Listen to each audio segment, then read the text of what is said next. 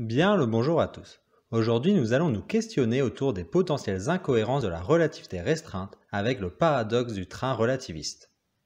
Dans cette vidéo, je vais tout d'abord vous énoncer le paradoxe du train relativiste, puis je vous fournirai la solution pour savoir si c'est une antinomie, c'est-à-dire une preuve que les hypothèses de la physique de l'époque étaient fausses, un paralogisme, c'est-à-dire que le raisonnement n'est pas valide, ou si c'est un waouh, c'est étonnant, c'est-à-dire que la conclusion est correcte malgré son apparence. Si ma dernière intervention était difficile à comprendre, je vous conseille de regarder ma vidéo introductive sur les paradoxes que je vous ai mise en fiche. C'est bizarre. Ah non, je crois que j'ai compris.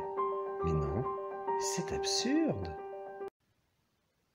Nous avons vu dans l'épisode précédent que dans le cadre de la relativité restreinte, les durées sont relatives.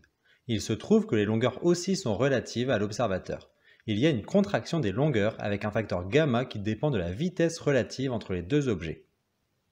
Imaginons que l'on ait un train de longueur L dans son référentiel propre et un tunnel de même longueur dans son référentiel propre, c'est-à-dire dans celui où le train ne se déplace pas.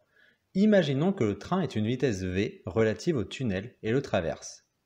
La question que l'on peut se poser est: est-ce que le train est enfermable dans le tunnel? Dans le référentiel du tunnel, le train est en mouvement avec une vitesse v. Donc du point de vue du tunnel, sa longueur est contractée dans le sens de son mouvement.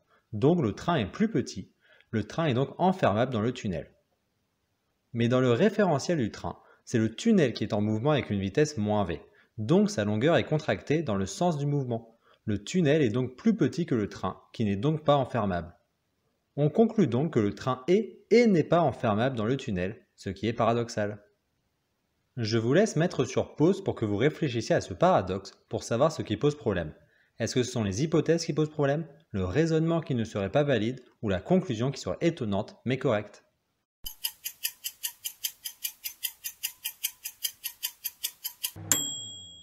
Nous nous étions posé la question, est-ce que le train est enfermable dans le tunnel? Mais pour résoudre ce paradoxe, il faut utiliser la notion de simultanéité qui n'est pas absolue en relativité restreinte, elle est relative au référentiel. La bonne question à se poser est: est-ce que au moment où la fin du train entre dans le tunnel, le début du train est encore dans le tunnel? Ce qui est une question de simultanéité.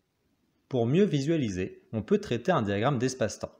Mais cette fois-ci, nous ne traitons pas des objets ponctuels mais étendus. Donc un objet sera défini par ses deux extrémités. L'abscisse, c'est-à-dire la direction gauche-droite, représente l'espace et l'ordonnée, c'est-à-dire la direction haut-bas, le temps, qui est multiplié par la vitesse de la lumière, de telle sorte que les droites vertes d'angle 45 degrés représentent les cônes de lumière, aussi appelés cônes de causalité. Dans le référentiel du tunnel, le diagramme est le suivant. Les droites bleues représentent le tunnel, alors que les droites rouges le train. Dans le référentiel du tunnel, le train est contracté, donc la distance entre les droites rouges est plus petite. On voit qu'au moment où l'arrière du train entre dans le tunnel, événement noté B1, l'avant n'est pas encore sorti, événement A2, donc le train est enfermé. Pour faire le même travail dans le référentiel du train, il faut le tourner pour que les droites rouges soient verticales, mais que les droites vertes restent identiques puisque la vitesse de la lumière est la même dans tous les référentiels. On voit qu'au moment où l'arrière du train entre dans le tunnel, événement B1, l'avant est sorti, événement A2, donc le train n'est pas enfermable. La relativité de la simultanéité s'explique par le fait que si dans un référentiel deux événements sont simultanés, alors ils ne sont pas dans le cône de causalité l'un de l'autre, ce qui signifie qu'ils sont causalement non liés. Par conséquent, il n'y a aucune contradiction à avoir des référentiels où c'est l'un qui arrive avant et certains où c'est l'autre qui arrive avant. Mais dans le cas où un événement est la cause de l'autre, alors il n'existe aucun référentiel où ils sont simultanés. Dans le cadre du train relativiste, on pourrait croire que les événements où l'avant sort du tunnel et où l'arrière entre dans le tunnel sont causalement liés, mais aucun n'est la cause de l'autre. Ils ont des causes communes, comme le déplacement du train, mais comme aucun n'est la cause l'un de l'autre, alors cela ne pose pas de problème.